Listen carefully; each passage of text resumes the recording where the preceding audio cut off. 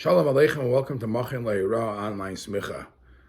Once before, we made a short halachic video of what to look for when you're buying wine for Pesach, or what meats, how should meats be served during Pesach. But the highlight of Pesach obviously is the matzah. And what is there to be careful when you're looking to buy a matzah for Pesach? What are some of the hidurim, or what some of the halachos? Obviously, each to his own. A person can have any hidur that he wants if he thinks that makes a matzah more muhuder. But what are the basic knowledge that you need to know to what's preferable to look in when buying matzah or baking matzah? Start off with a chidud ba'alma, just a nice riddle. There is a conversation in the Sfarim when the Yidden were in the Midbar. Did they have to actually make matzah and eat matzah on Pesach, or would they be able to be yotze the mitzvah of matzah by eating the man? Everybody knows that man had all tastes, whatever taste a person wanted when he ate it. So if a person had kavanah that when he's eating the man, he wants it to taste like matzah, would he fulfill this mitzvah? So there are 3 or 4 different reasons why with the mun you would not fulfill the mitzvah of matzah. Number 1 is brought in the Ritva in Kedushin Daf Lamed Zayin Amud Beis. The Ritva says the tam hamatzah b'mun would not make it matzah, because matzah has to be made from the chameshes mine dagan, has to be made from one of the 5 grain, and the mun was not made from the 5 grain. It's heaven sent. Number 2 is brought in the Darkei David, Siman Samach Zayin. He says the mun was sweet. Masuk dvash had a sweet flavor to it, and because it had a sweet flavor to it, it's like matzah ashira, may Paris. It's like instead of the dough being kneaded with the water, it's the fruit juice. It's sweeter. So matzah ashira, you're not yotze in the mitzvah of matzah. Number 3, similar to the first answer I gave, is brought in different svarim, that the matzah has to be made from gidulei karka, from things that grow from the ground, and because the man did not grow from the ground, you're not yotze in the mitzvah matzah. And last but not least, the matzah has to be called bread, lechem oini, and the man was not called lechem. Why is man not called lechem? Lechem is made through baking on fire, and the man was not baked. Incidentally, it's actually brought in Svarim. I see they bring it from the Chidah, that he says if somebody, while he was eating the man, had in mind, I would like the taste of pork, would he be over Isser Chazer? And the answer, he says no, because to be over Isser Chazer, you have to eat Chazer, and not imagine some imaginary taste in man.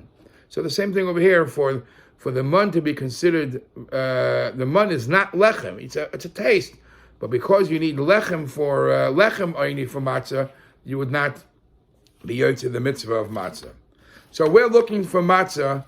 What are the necessities, or what are the dinim, the dry letter of the law, what you should look for in a matzah? First of all, the Torah says something very unique about the mitzvah of matzah. Ushmartem es hamatzos. Ushmartem es hamatzos means you should guard them. You should be careful how it's done. So the question in Poskim, if it's minat Torah or it's midrabanon, and in this itself, we have how early do you have to have a shmira? Is it enough to have a shmira from once the flour and water meet from the time of the kneading, or even the shas ketzira, or even from the time of cutting the wheat? So most of our opinions hold that when they meet, when the flour and water meet, b'shas telisha, that's minat Torah. Some say it starts even b'shas ketzira, but definitely midrabanon b'shas ketzira, there has to be a shmira. So the first thing is that you look for a matzah shmura, preferably shmura b'shas ketzira, from the time it was cut until till after the time of the baking. Now, we hold that besides just being a shmira, there also has to be an amira. There has to be somebody saying, to show that he's saying something, to show that he's watching, he's making sure all is right. and he says l'shem matzahs mitzvah. And this itself, there's a discussion. Why is the wording l'shem matzahs mitzvah and not l'shem mitzvahs matzah? But that's for a different time. But the minig is that you actually verbally say, I know what I'm doing. I'm here for a purpose, and that's to make sure that it's the shmira l'shem matzahs mitzvah.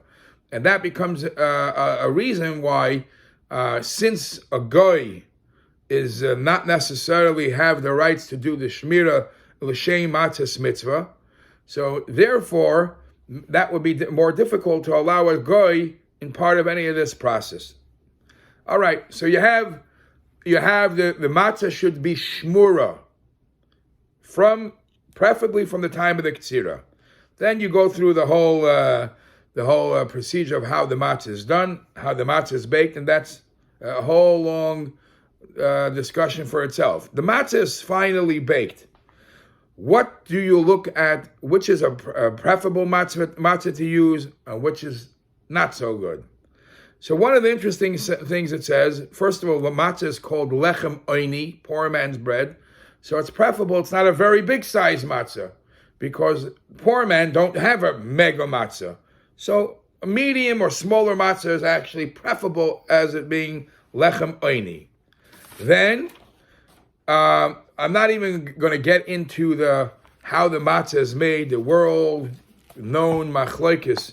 If machine matzah does a better shmira, keeps more trouble out. From the other hand, it doesn't have any intellect, it doesn't have any kavana, and it's maybe difficult to clean. Or man-made matzah is better.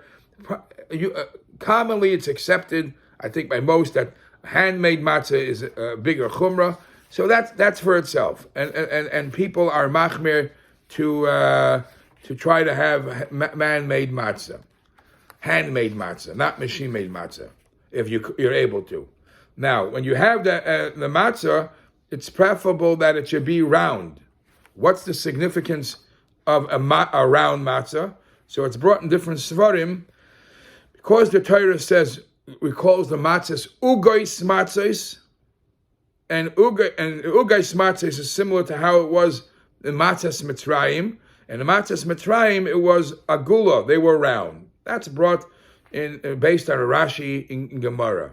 Another reason is because matzah is called lechem oini, poor man's bread, and a poor man's bread you make round because it's symbolic that the world is like a galgal achayzer, like a turning wheel. Sometimes you're up, and sometimes Rahman al-Islam you're down, and eventually you'll get back up. And then there's another reason why you prefer round matzahs, is because just like you eat, the minig is that you eat eggs on the night of Pesach. According to some reasons, Mishum Avelis, to remember that the first night of Pesach is the same day of the week as Tisha B'Av. So too the matzahs are round, because like I mentioned before, a oval eats round food, reminding him and showing him how the world is a galgal achayzer. Then, when you're looking at the shape of the matzahs, people look for a matzah that's not completely flat, that has like a base kibble, has like a dip in it. And the reason for that is because it's symbolic of Kabbalah, the base kibble, the drawing down the Amshachas, and a Kohen, Levi, Yisrael, the three matzahs that we have are Rosh Hashanah's kli, a vessel. Others say Kohen, Levi, Yisrael is Yisrael, Levi, Kohen is Yelech. But mitzad the Kabbalah of a keli, how it's mamshich tashbos, some look for it to be a matzah that has a little dip in it. When you're looking for the matzah, especially for the night of Seder, try to look in the box for the best looking matzah, because you're performing the mitzvah. The one that you're doing something later on is not the mitzvah. You look for the nicest matzah, the best matzah, and in this itself, we know that all this choosing that you do for the matzah, it's preferable that you do before Yom Tov, especially before Shabbos, if it's Yom Tov and Shabbos, because even though there are ways how you could choose these matzahs, even if it's Yom Tov started, but it's definitely better to do it before Yom Tov when you're picking and choosing. There's a whole section in Shulchan Aruch, there's a whole section in Shulchan Aruch in Siman Tov Samach Aleph that talks about matzahs that are kfulos, that were doubled over, and there is a double, there's a fold, or matzahs that are nefuchis, there's a bubble like a pizza, and then matzahs that are not very well baked. Those are all issues that you have to know the halacha. But I want to just read that, and it's maybe you have to break some off and a little around it. I'm going to it's in Shulchan Aruch Siman Tav Samach Aleph, and the Alter Rebbe in Siman Tav Samach Aleph Sif Chav Zayin says like this: V'kol Yisurim Elu. There's all the long discussion of this Isser, Shen Isbar, which I explained about a matzah kfula, about a doubled over, a folded matzah, or a nefucha, or a blown up matzah. Ein lahem ika b'Gemara. There is no source for this in the Gemara.